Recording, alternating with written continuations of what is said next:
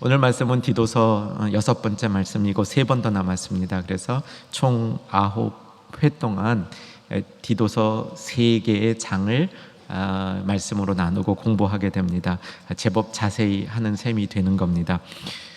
오늘은 상당 부분이 복습입니다. 제가 복습을 하면서도 상당히 자신 있는 것은 이 자리에 앉아있는 다수의 충현 가족들은 복습을 하지만 처음 듣는 것 같을 것이기 때문에 제가 복습을 하면서도 아주 당당합니다. 그래서 혹시 처음 듣는 같은 분, 처음 듣는다 생각하시고 열심히 들어주시기를 기대합니다. 디도서의 내용이 석장으로 되어 있는데 디도서의 중요한 부분은 처음 시작하는 4절 소명에 관한 절이고요. 우리 디도서 강의 시간에도 나누고 지난 수요 예배 시간에도 말씀으로 전했습니다. 혹 수요 예배 참석하지 못한 분들은 한번 우리 홈페이지를 통해서 그 설교를 다시 들으시면 소명이 얼마나 중요한 것인가 알 수 있게 됩니다. 그 다음에 중요한 것이 은혜 양육이어서 제가 순서를 바꿔서 은혜 양육을 좀 일찍 다뤘고요. 디도서 1장 5절에 보면 디도서를 기록한 목적을 2가지로 기록하고 있는데 각 성마다 장로를 세우는 것, 그 다음에 남은 일들을 정리하는 것. 그래서 디도서의 내용은 이 2가지 내용을 자세히 적고 있는 것이다, 이렇게 정리하시면 됩니다. 6절부터 1장 6절부터 장로 어떻게 세우는가 자세히 설명했는데 우리 여기서는 다루지 않았고요. 왜냐하면 지난 주일날 디모데 전서를 통해서 장로의 요건, 리더의 자격 이렇게 말씀을 나눴습니다. 그 다음에는 이제 본격적으로 남은 일들 정리하는 게 뭐냐 해서 이제 바른 교훈으로 선한 일을 하도록 하는 겁니다. 이 부분은 조금 머릿속에 넣어두시면 좋습니다. 중요한 내용이 바른 교훈을 통해서 뭘 하게? 선한 일을 할 수 있도록 이끄는 겁니다. 이게 이제 오늘 가르침에도 중심이 됩니다. 우리가 바른 교훈을 가지고 선하게 살아가는 인생이 되는 겁니다. 그렇게 되기를 주의 이름으로 축원합니다. 선한 일을 어떻게 할 것인가? 바울은 5개의 계층으로 나누어서 맞춤형으로 가르침을 준 거죠. 이제 지난주 왔습니다. 지난주에 이 5그룹이었는데 첫 번째 그룹이 늙은 남자. 제가 지난주가 아니라서 여러분이 답을 안 하시는 것 같아요. 2주 전이죠. 그 다음은 늙은 여자, 이게 성숙한 여성들, 권사님 이렇게 대충 이렇게 적용해 보시면 되고요. 그 다음에 젊은 여자, 그 다음에 젊은 남자, 5번째가 종, 이렇게 돼 있습니다. 오늘 종을 안 합니다. 이렇게 종을 안 하는데 언제 할 거냐? 디모데 전서 6장에 가도 종에 대한 교훈이 있는데 그때 묶어서 종에 대한 교훈을 다루려 합니다. 굉장히 은혜롭습니다. 그 말씀도 기대해 주시기를 부탁드립니다. 자, 지지난주 말씀에서 늙은 남자들, 성숙한 남자들에게 권면을 했는데, 자, 그 전에 은혜 양육을 할 때 은혜 양육을 또 복습해 봐야 되겠죠? 자, 은혜 양육은 우리를 이렇게 살도록 가르쳐 주는 겁니다. 우리를 양육하는 것은 은혜인데 은혜는 이렇게 살도록 하는 겁니다. 어떻게 사느냐? 버릴 거 버리고 붙들 거 붙들고 기다리며 살게 한다. 이게 요약이었죠. 이 중에 꼭 기억해야 될 것은 뭐냐면 우리가 붙들 거였습니다. 붙들 거, 그죠? 그게 뭐죠? 신의 경, 할렐루야. 이제 여러분 그렇잖아요. 대시잖아요. 자꾸 하니까 대시잖아요. 우리가 은혜로 살 때 꼭 붙들어야 될 게 신중함과 의로움과 경건함을 붙들고 살아야 된다. 이제 이것도 아직 우린 경건함 못 다뤘어요. 이제 조금 이따 다룹니다. 디모데 전서 4장 가면 다루게 되는데, 신중함은 우리 지난 주일 말씀으로 잘 다뤘습니다. 이따가 조금 더 복습해 봅니다. 늙은 남자, 성숙한 우리 남성분들, 은퇴하신 안수 집사님들, 또 장로님들, 이런 분들에게 요구되는 것은 신의 경이 아니라 신의 경시의 쌍둥이. 누구였습니까? 신재경. 이것도 되잖아요, 그죠? 이 재는 절제였습니다. 우리 지난 주일날도 절제에 대해서 말씀드렸죠. 몇 번을 듣고 있는 겁니다. 그래서 신중함과 절제와 경건함, 이렇게 이것이 남성들에게 있어야 될 것이다 얘기됐고요. 자, 여성들은 한번 같이 성경을 펴보겠습니다. 여성들에게 있어야 될 것 3절 늙은 여자, 좀 마음이 안 좋으신 분들은 성숙한 여자, 어쨌든 3절 한번 읽어주시기 바랍니다. 읽겠습니다.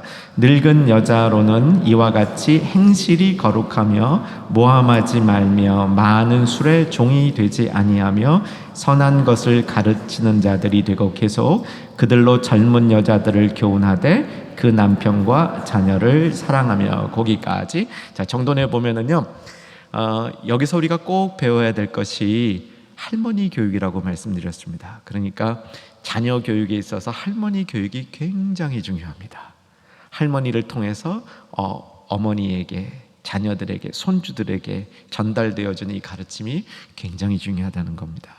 제 마음의 소망을 여러분에게 나눕니다. 충영교회 우리 성숙한 여자 성도님들 할머니 교육 잘 하셔서 복음을 잘 전하는 능력 있는 여종들 되시기를 주의 이름으로 축원합니다. 자, 그중 하나가 뭐냐면 젊은 여성들을 가르치는 겁니다. 2주 전에 찝어드린 것처럼 바울은 젊은 남자인 디도에게 직접 젊은 여성들을 가르치지 말아라 라고 얘기합니다. 그리고 대신에 성숙한 여성들이 젊은 여성들을 가르치라, 이렇게 전달을 하고 있는 겁니다. 이유는 여러분 아마 추측하실 수 있겠죠. 그래서 이 나이든 성숙한 여성들이 교회의 가르침에 얼마나 중요한지를 우리가 알아야 되는 겁니다. 우리 교회도 그런 겁니다. 저는 우리 충영교회도 우리 성숙한 여성도님들, 권사님들, 특별히 여전도사님들, 이런 사역을 통해서 교회가 많이 살찌워지고 건강해지고 든든하게 세워진 줄로 압니다. 이 전통이 대단히 중요하다는 것을 말씀드립니다. 행실이 거룩한 게 뭐냐, 모함하지 않는 게 뭐냐, 술의 종, 요건 또 기억 잘 하실 거예요. 제가 재밌는 예화를 2주 전에 드렸기 때문에 다시 한번 해도 여러분 또 못 들은 것 같은 예화가 될 것 같은데, 이런 가르침들이 이 여성들을 통해서 전달되어진다. 이것이 오늘 들어가기 위한 복습이 됩니다. 이제 오늘 가르침에 이제 큰 그림을 그려봅니다. 젊은 남자에 대한 가르침인데, 이 젊은 남자들에게 가르칠 때 아주 흥미로운 한 포인트가 있습니다. 뭐냐면 디도가 젊은 남자에 속하는데 디도에게 이야기를 해서 디도 네 자신이 지키고 그 본으로 젊은 남자들을 가르치라, 이렇게 되어 있습니다. 그러니까 젊은 남자들에 대한 교훈을, 젊은 남자들을 네가 이렇게 가르치라라고 얘기한 게 아니고, 디도 네가 먼저 이거를 지켜서 그 본으로 젊은 남자를 가르치라. 이것도 참 놀라운 이 교수법이죠. 젊은 여자들을 성숙한 여인들이 가르치게 한 것도 놀라운 교수법인데, 젊은 남자들을 가르치게 할 때에는 네 자신이 먼저 그것을 지키고 익혀서, 내가 너에게 명령하니까 네가 먼저 이 일을 잘 해어서 그 본으로 젊은 남자들을 가르치라. 굉장히 탁월한 교수법을 바울이 보여주고 있는 겁니다. 자, 그 다음에 이제 종들에게 가르침을 분리해서 주고 있는데, 말씀드린 대로 종에 대한 가르침은 몇 주 뒤에 주일 강단을 통해서 여러분 나누니까 한번 성경 말씀이 어떤 건지 읽기만 오늘 하겠습니다. 9절 10절 2절 달아 읽겠습니다. 시작. 종들은 자기 상전들에게 범사에 순종하여 기쁘게 하고 거슬러 말하지 말며 훔치지 말고 오히려 모든 참된 신실성을 나타내게 하라. 이는 범사에 우리 구주 하나님의 교훈을 빛나게 하려 함이라. 이건 지금 설명을 쭉 들어야 조금 더 도움이 될 텐데, 이렇게만 우리가 이해해 두시면 좋겠습니다. 당시에 로마에는 굉장히 많은 노예들이 있었습니다. 이건 디도서는 로마가 대상은 아니지만, 이 로마 제국 전체의 대도시에는 노예들이 굉장히 많았습니다. 자유인보다 더 많았습니다. 그래서 노예 중에도 예수 믿게 된 사람들이 굉장히 많았습니다.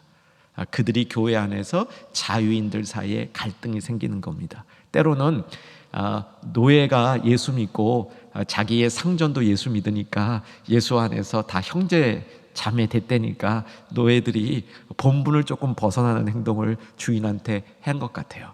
그것도 바로잡고 종으로서의 해야 될 일을 이렇게 도전하는 부분인데 이게 다음 기회를 잘 기대해 주시길 바랍니다. 자, 오늘 본문으로 오게 되면 본문은 크게 젊은 남자들에게 세 가지 가르침을 주고 있습니다. 그러니까 오늘 여기 참여하신 분 중에 나는 젊은 남자 아니래요 이렇게 생각하시고 나는 젊은 남자 아니니까 잠시 목사님 쉬겠습니다 그러셔도 되기는 하지만 이게요 이런 겁니다. 젊은 남자에게 준 교훈은 당연히 성숙한 남자도 지켜야 되는 거죠, 그죠? 아멘이죠? 예, 젊은 여자들에게 준 교훈은 당연히 성숙한 여성들도 지키는 거죠. 예, 그것처럼 오늘 이 젊은 남자에게 주는 교훈은 모든 사람이 지켜야 될 교훈이 된다는 겁니다. 자, 그래서 전체 총론이 5절에 나오고 총론이 6절에 나오고 강론이 7절에 나오고 결론이 8절에 나온다 이렇게 보시면 됩니다. 자, 이 관점에서 다시 한번 말씀을 보겠는데 6절을 봐주시면 총론입니다. 자, 총론 한번 읽습니다. 시작. 너는 이와 같이 젊은 남자들을 뭐하도록? 신중하도록. 여기 또 나옵니다. 신중함이. 그러니까 감독들, 장로들, 리더들에게 신중함을 요구했고 아까 성숙한 남성들에게 신재경, 신중함이 있었잖아요. 그런데 젊은 남자들에게도 또 신중함을 강조하는데 이게 전체 총론이 되는 겁니다. 자, 어떻게 신중한 걸 하라고 권면하냐면 7절에 세 가지가 나오는데 범사에 같이 읽습니다. 시작. 범사에 내 자신이 첫째 선한 일에 본을 보이며 둘째 교훈에 부패하지 아니함과 셋째 단정함과. 요게 이제 강론이 되고요. 결론은 책망할 것이 없는 바른 말을 하게 해서 대적하는 자들이 부끄럽게 되도록 만들라. 이것이 결론이 되는 겁니다. 이제 좀 복잡하죠? 예, 이 디도서나 디모데 전서후서가 후선 좀 낫습니다. 이렇게 이제 복잡한 얘기들이 있는데 여러분이 복잡하니까 저는 얼마나 더 복잡하겠습니까? 양해해 주시고 이해해 주시고 잘 따라와 주셔야 됩니다. 지난 시간에도 말씀하신 대로 제가 겪는 이 어려움 중에 하나는 똑같은 헬라어 단어를 번역에서는 이 단어 저 단어 바꿔 번역하고 있다는 거거든요. 그런 어려움들이 있습니다. 어쨌든 이런 것들을 여러분에게는 잘 이해할 수 있도록 이제 바꾸어서 전달하겠습니다. 자, 디모데와 디도는 어떻게 다를까요? 디모데와 디도는 공통점이 바울이 이 두 사람을 자신의 영적인 아들이라고 얘기했습니다. 그러니까 바울하고는 나이 차이도 좀 날 것 같고요. 많은 이 경력이나 영적인 이 상태에서 차이가 많이 날 걸로 보입니다. 그런데 디모데하고 디도에 아주 다른 점이 있는데 뭐냐면 디모데는 조금 온화한 편이고요.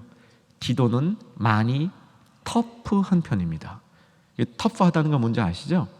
그래서 바울은 힘든 교회에 바울 대신 사람을 보낼 때 누구를 보내겠습니까? 터프한 디도를 보내고요. 좀 부드러운 목양이 필요한 목양지에 사람을 보내면 누구를 보내겠습니까? 디모데를 보내. 물론 이것이 그 당시에는 어느 교회나 다 어려웠습니다. 요즘도 그렇습니다. 목회하는 건 어느 교회나 다 어렵습니다. 그런데 그 당시에 더 어려운 교회가 있으면 디도를 보냈고 덜 어려운 데가 있으면 디모데를 보냈다. 이렇게 분류하면 대체로 많습니다. 디도는 터프합니다. 디도는 아주 어려운 교회 상황을 잘 감당하는 인물이어서 고린도 교회가 극도로 힘들었을 때 바울은 한 사람을 보내는데 누구를 보냈습니까? 디도를 보냈습니다. 그런 예를 보면 이 디도가 감당했던 일의 내용을 이제 짐작해 볼 수 있겠습니다. 자, 젊은 남자들에게 이제 총론적으로 가장 중요한 것이 신중하며, 우리가 여태까지 이 신중하며가 얼마나 중요한지를 계속 공부하고 계시죠? 지난 주일날 제가 이 말씀을 다 드렸습니다. 그래서 오늘은 그 말씀 또 한번 복습하는 겁니다. 신중함은 목회 서신을 중심으로 놓고 보면 당시에 예수님을 잘 믿는 성도들에게 으뜸으로 나타나는 덕목이어야 됐습니다. 신중한 거. 그래서 우리가 이것을 말씀을 들으면서 사모하는 겁니다.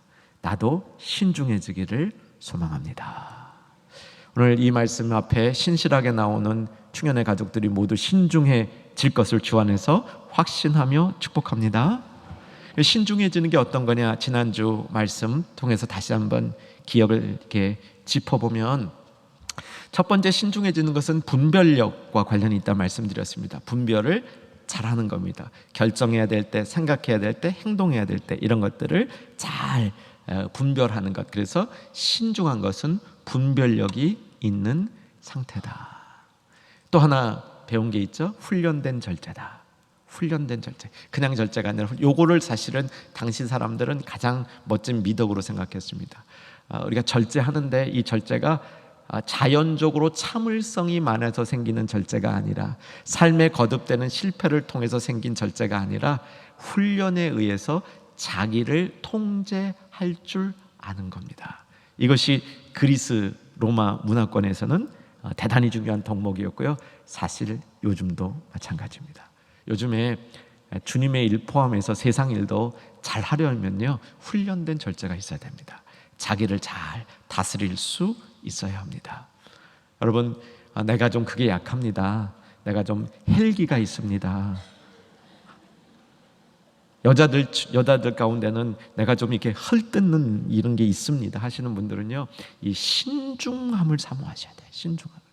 오늘 이 목회서시는 우리가 마치는 그때에는 우리 온 충현의 가족과 충현교회가 더 신중한 교회, 분별력이 있고 훈련된 절제에 있어서 자기를 통제할 줄 아는 그런 교회가 되기를 소망하는 겁니다.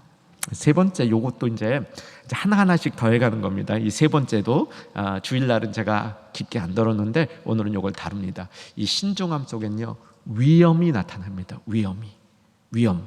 신중한 사람은요, 그냥 조심스러운 사람, 그래서 답답한 사람이 아닙니다. 조심스럽기 때문에 위험이 있는 사람이 있죠. 여러분 한번 상상을 해보세요. 참 조심스러워서 저분에게 위험이 있다. 이게 신중한 모습입니다. 우리 지난주 말씀 가운데 감독들에게 자녀를 잘 이렇게 키우라 했을 때 그 자녀를 잘 키우는 방법이 뭐냐면 이 신중함으로 키우는 겁니다. 신중함으로 위험이 자녀들에게 나타나서 자녀들이 그것을 따르게 하는 모습, 이것이 신중함의 또 다른 중요한 요소인 겁니다. 요거를 우리가 오늘 꼭 기억해 주셔야 이제 다른 부분으로 또 연결돼 나가지가 됩니다. 자, 신중함이 무척 중요했는데 신중함의 세 가지 요소 한번 정리하고 가겠습니다. 첫 번째, 신중함은 분별력이 있고요. 두 번째는 훈련된 절제가 있는 겁니다. 세 번째는 그래서 그 사람 속에 위험이 나타나는 겁니다. 다른 사람이 쉽게 대하지 못하는 위험이 나타나는 겁니다. 우리 모두가 그렇게 될 수 있기를 주 안에서 다시 한번 소망합니다. 자, 이제 이렇게 신중함을 조금 더 구체적으로 삶에서 적용되어져 나갈 때 7절로 오게 되면 세 가지가 거기에 나타나는데, 첫 번째, 선한 일에 본을 보이는 것이고, 두 번째, 교훈에 부패하지 않는 것이고, 세 번째, 단정함이다. 여러분 오늘 이걸 다 마음속에 다 기억하시기는 쉽지 않을 겁니다. 그렇지만 또 계속해서 하나하나씩 우리의 마음속에 듣고 또 듣고 또 듣고 하다 보면 이제 이것들도 어느 순간 내 마음속에 자리 잡게 됩니다. 신중한 사람은 선한 일에 본을 보이는 겁니다. 바울이 디도에게 네가 먼저 선한 일에 본을 보여서 다른 젊은이들도 그것을 따르게 하라, 이렇게 가르쳐 줬습니다. 바른 교훈은 선한 일을 만든다. 굉장히 중요한 가르침입니다. 여러분, 우리 계속해서 바른 교훈을 사모하시는 충현 가족들이시죠? 제가 그렇게 믿습니다. 우리 여기 예배드리는 이 충현의 가족들은 모두가 바른 교훈을 사모하셔야 됩니다. 이 바른 교훈을 사모할 때 그 사람에게 뭐가 나타나느냐? 선한 일이 나타나는 거예요. 선한 행실이 나타나는 겁니다. 이걸 좀 바꿔 얘기하면 선한 영향력이라도 할 수 있어요. 바울은 여러 군데서 선한 싸움을 얘기하고 있는데 그 선한 싸움도 선한 영향력을 주는 싸움입니다. 선한 영향력을 주는 싸움은 선한 일을 하는 데서 시작이 되는 겁니다. 여러분, 이 논리가요, 여러분이나 제 마음속에 딱 잡혀야 돼요. 우리 성도는 바른 교훈을 받고 선한 영향력을 주며 사는 사람이다. 아멘이시길 바랍니다. 그래서 선한 영향력으로 승부를 거는 겁니다. 이것이 이 시대에 그리스도인들이 세상에서 리더가 되고 그리스도인들로 힘있게 살아가는 방식은 선한 영향력을 미쳐야 되는 겁니다. 이 선한 영향력을 미칠 때 선한 영향은 어디서 오냐? 근본적으로 바른 교훈에서 오는 겁니다. 그래서 선한 일을 내가 하는 것으로 그 선한 일로 선한 영향력을 미치는 것이다. 깊은 신학적인 얘기 두 번째 반복해서 드립니다. 신학자들이 하나님의 속성을 얘기할 때 하나님의 속성을 단순합니다 이렇게 정의한다고 말씀드렸습니다. 기억나시는 분 몇 분은 되시겠죠? 전혀 기억나시지 아무도 없으면 제가 좀 상당히 실망할 것 같아요. 몇 분은 계실 걸로 믿고요. 자, 하나님의 속성을 얘기할 때 하나님은 단순하신 분이다. 이 단순하신 게 이게 애들처럼 이렇게 좀 무지하다는 뜻이 아닙니다. 단순 목매가 아니고 하나님의 단순함은 뭐라고요? 섞이지 않은 거예요. 섞이지 않은 거. 우리는 섞여 있어요. 그러니까 인간이 죄인이다, 인간이 부족하다 했을 때 그것을 증명하는 아주 간단한 방법이 우리는 섞여 있습니다. 선과 악이 섞여 있어요. 우리에게는 진리와 거짓이 섞여 있습니다. 어쩔 수 없어요. 우리는 섞여 있어요. 근데 하나님은 안 섞여 계세요. 그죠? 그게 하나님의 단순함. 그래서 그 단순하신 하나님이 임재하시는 곳, 계신 곳에는 세 가지가 나타난다고 그러는데 지혜와 선함과 능력이 나타나요. 지혜와 선함과 능력. 그럴 것 같아요. 그렇지 않아요? 어떻게 이렇게 잘 정리하는지 모르겠어요. 하나님이 계신 곳에는 지혜와 선함과 능력이 나타나요. 하나님이 계신데 이게 안 나타나면 안 계신 거예요. 하나님이 내 안에 계신다 믿어지면, 하나님이 내 안에 계시면 하나님의 지혜와 하나님의 선함과 하나님의 능력이 내 안에 나타나야 되는 겁니다. 우리 교회 하나님이 계시기 때문에 하나님의 지혜와 하나님의 선하심과 하나님의 능력이 나타나게 돼 있는 겁니다. 그러니까 하나님이 계신 곳에 하나님의 선함이 나타나니까 우리가 하는 일이 선해지는 거예요. 선한 일을 하게 되는 겁니다. 그 선한 일로 본을 보이는 것은 선한 영향을 미치면서 살아가는 겁니다. 자, 그래서 젊은 남자들에게 바울은 이렇게 선한 일로 본을 보이라 그럽니다. 자, 본 보이는 것도 또 정리를 합시다. 본을 보인다는 것은 크게 보면 밑그림을 보여줘서 그 그림을 하나하나 따라올 수 있게 인도해 주는 게 본을 보이는 거고요. 디모데전서 1장 16절에서 나눈 것처럼 확인합니다. 디모데전서로 갑니다. 디모데전서 1장 16절. 디모데전서 1장 16절.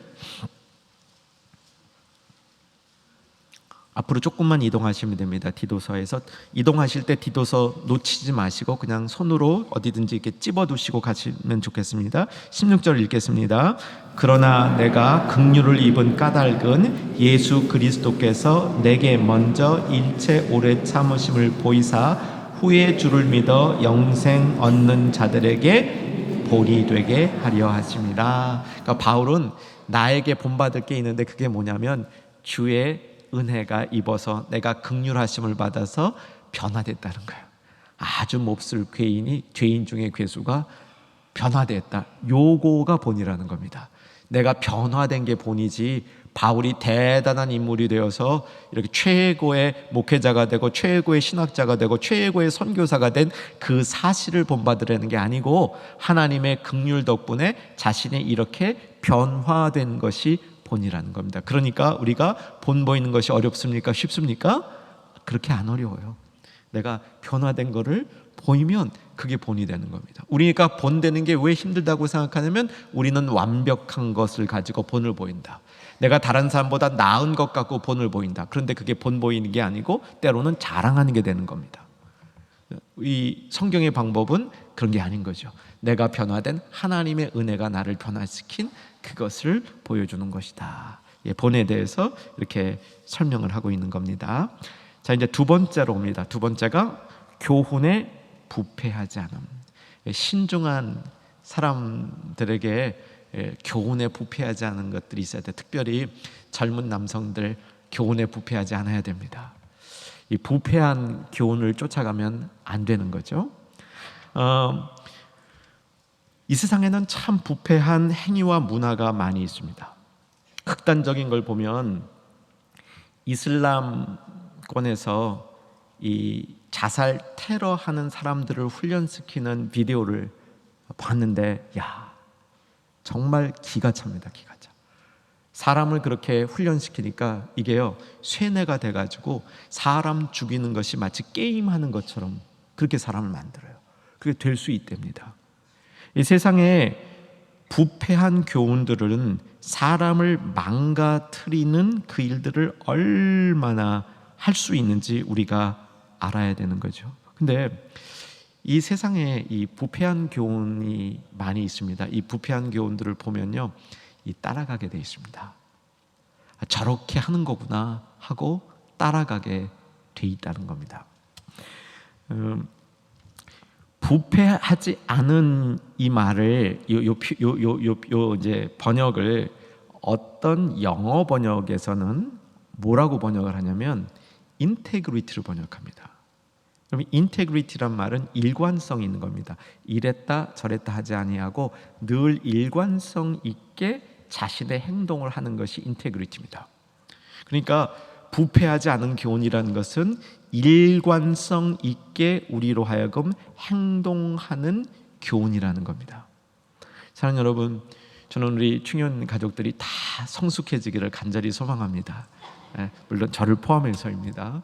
우리가 성숙해지면 어떻게 바뀝니까? 일관성이 있어요. 센 사람 앞에서 비굴하지 않고요, 약한 사람 앞에서 높아지지 않습니다.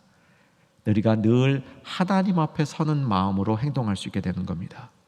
근데 우리가 참 우리 한국 문화가 좀 더 그런 것 같아요. 이쪽에서는 센 사람 만나면 말을 이렇게 하고요, 약한 사람 만나면 말이 또 바뀌어. 내가 편할 때는 A라고 얘기하고요, 내가 힘들어지면 그 A가 B가 돼버려. 그럼 우리에게 이런 게 참 많아요. 저도 요즘에 뉴스를 평소보다 좀 더 많이 듣고 있습니다. 나라의 어려움도 있고요, 여러 가지 일들 때문에 듣고 있는데, 요즘 얼마나 많이 듣는 얘기입니까? 내로 남 불 다 아시잖아요, 그렇죠? 내로 남불. 내가 하면 로맨스고 남이 하면 불륜이고. 그러면 이게요, 일관성이 없는 거예요. 일관성이. 내가 할 때랑 남이 할 때랑 기준이 달라지는 거예요. 이게 부패한 교훈입니다. 그럼 부패한 교훈이 있는 자리에서는 나에게 적용하는 기준과 남에게 적용하는 기준이 다른 거예요. 또 내가 어떤 사람을 대할 때의 기준과 다른 사람을 대할 때 기준이 달라지는 겁니다. 이 사람은 이렇게 대하고 저 사람은 저렇게 대하는 거예요. 어떤 사람은 너무 끔찍이 대하고 어떤 사람은 막 대하는 겁니다. 이것은 성숙한 신앙의 인격이라고 말할 수 없는 겁니다. 그럼 우리나라가 이런 면에 있어서 많이 병들어 있는 것 같습니다. 제가 귀국한 이후에 가끔 TV를 봤었는데 재밌게 본 TV가 있었어요. 프로그램이 뭐냐면 국회 청문회. 정말 재밌게 봤어요. 저는 그게 그렇게 재밌는 줄 몰랐어요. 제가 처음 우연히 본 건요, 그 헌법재판소장인가 그분 이렇게 청문회를 한번 보고, 야, 지금 미국 기준으로요, 저렇게 얻어맞으면 그만둬야 됩니다. 근데 죄송합니다, 그러면 또 이렇게 가는 거예요. 그 다음에 제가 본 게 얼마 전에 검찰총장으로 되신 분 청문회도 봤어요. 대동소이하더라고요. 이번 청문회도 기대가 좀 되긴 합니다. 근데 사랑하는 여러분, 정말 우리가 신중한 거, 정말 하나님이 우리에게 덕을 주셔서 우리가 신중하게 되는 거예요. 이게 뭐냐면 일관성 있는 거예요. 여기서 이랬다 저기서 저랬다 하는 게 아닙니다. 우리가 여기서 이랬다 저기서 저랬다 하는 거는 사람 보는 두려움 때문에 그런 겁니다. 우리가 정말 하나님 앞에 있다면 이 사람 저 사람 대할 때 우리가 원리가 바뀌어지지 않습니다. 내용이 바뀌어지지 않습니다. 이것이 성숙한 그리스도인의 모습, 덕목이 되는 겁니다. 사랑하는 여러분, 교훈에 부패하지 않아야, 바른 교훈에 있어야 이런 신중함을 우리가 가질 수 있는 겁니다. 신중한 사람은 그래서 위엄이 있는 겁니다. 이번 주일날 다룰 겁니다. 이 단정함에 대해서 다룰 텐데, 오늘은 주일날 다룰 단정함 중에서 이제 그 한 에센스만 지금 다루려고 그러는데, 신중함이 있죠. 신중함 이제 다 여러분 우리가 익혔습니다. 이 신중함의 막내 동생이 단정합니다. 이렇게 이해하시면 됩니다. 원어적으로 보면 신중함을 나타내는 이 단어하고 단정함을 나타내는 단어들이 같이 다녀요. 같이 움직이고 있는데, 사실은 나이 드신 그 성숙한 분들에게 그 요구됐던 게 신재경이었잖아요. 이게 경건함이죠. 은혜 양육에서 우리가 붙들고 살 것 신의 경이었잖아요. 경건함이잖아요. 이게 똑같은 것 같은데 원어가 다르다는 거예요. 이래서 제가 어렵다는 겁니다. 그러니까 여러분은 같이 가셔도 돼요. 근데 신재경, 신중함, 절제, 경, 요게 사실은 단정함이에요. 단정함과 똑같은 단어입니다. 근데 이 단어가 하도 많은 의미가 있다 보니까 번역하는 사람이 여기서는 요렇게 번역하고 저기서는 저렇게 번역한 거예요. 그러니까 결론은 이렇게 이해하시면 됩니다. 단정함의 막내 동생이, 신중함의 막내 동생이 단정합니다. 두 개가 같이 있으면 굉장히 좋은 거고요. 여러분, 막내 동생이라 그랬을 때는 이런 의미가 있는 겁니다. 형과 비슷한 DNA를 갖고 있는데 형이 굉장히 출세했을 경우, 굉장히 잘 나갈 경우 막내 동생도 그 수준 혹은 그 이상으로 올라갈 뭐가 있다? 가능성이 있는 거예요. 그게 막내 동생의 특징입니다. 그러니까 신중함과 단정함은 같은 DNA를 가지고 있는데 같은 컬러의 것인데 때로는 단정함이 더 필요할 수도 있다. 그러나 큰 것은 형님, 신중함 밑에 있는 겁니다. 자, 이 단정함이라는 게 이번 주일날 제가 이제 더 자세히 말씀드릴 겁니다. 그러니까 여러분은 이번 주일날 단정함일 때 금요 집회 안 나오신 분보다 훨씬 더 이해하기에 도움이 되는 겁니다. 할렐루야. 단정함은, 저는 단정함을 다른 말로 바꾸라면 품위 있음, 이렇게 바꾸고 싶어요. 품위 있음.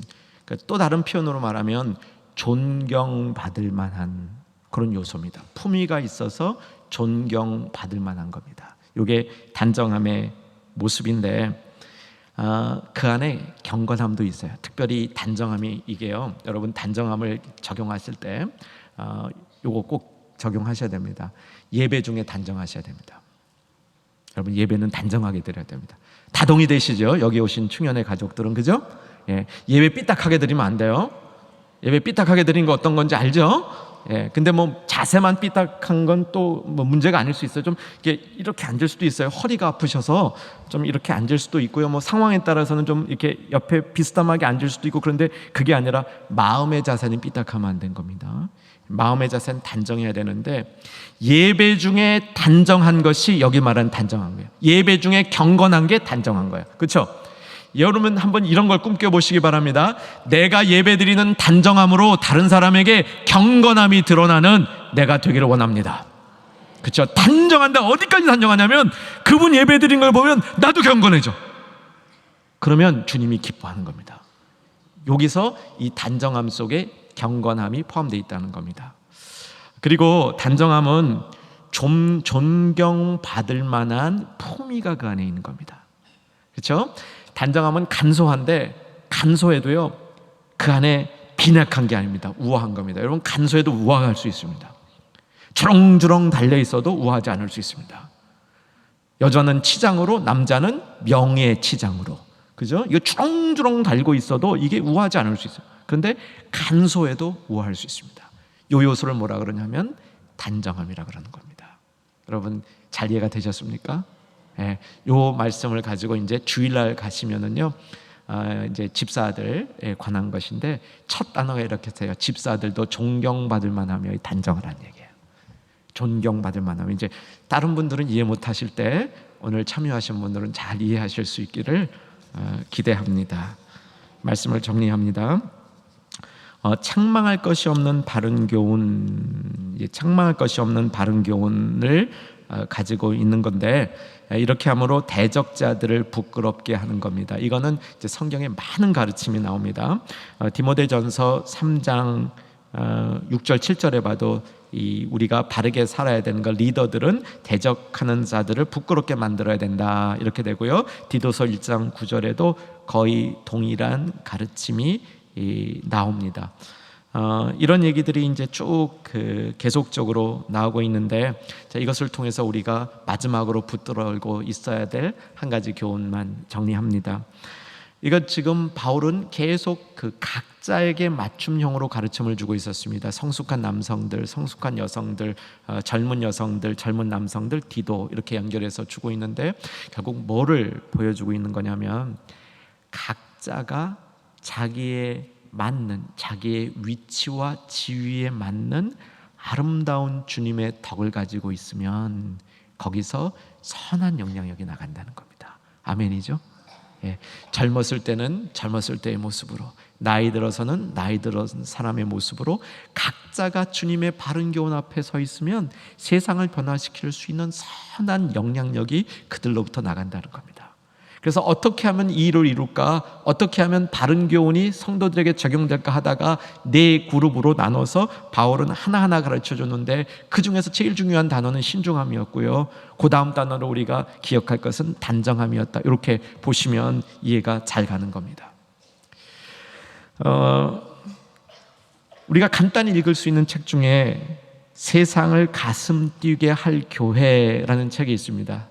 제목이 그럴듯해서 저도 이제 사서 쭉 훑어보았습니다. 여기에 두 번째 챕터에 보게 되면 세상을 가슴 뛰게 할 교회, 이런 게 우리가 사랑하잖아요. 그래서 충영교회 그러면서 우리만 가슴 뛰면 안 되잖아요. 충영교회 그러면 세상도 가슴이 뛰어야 되잖아요. 그렇죠?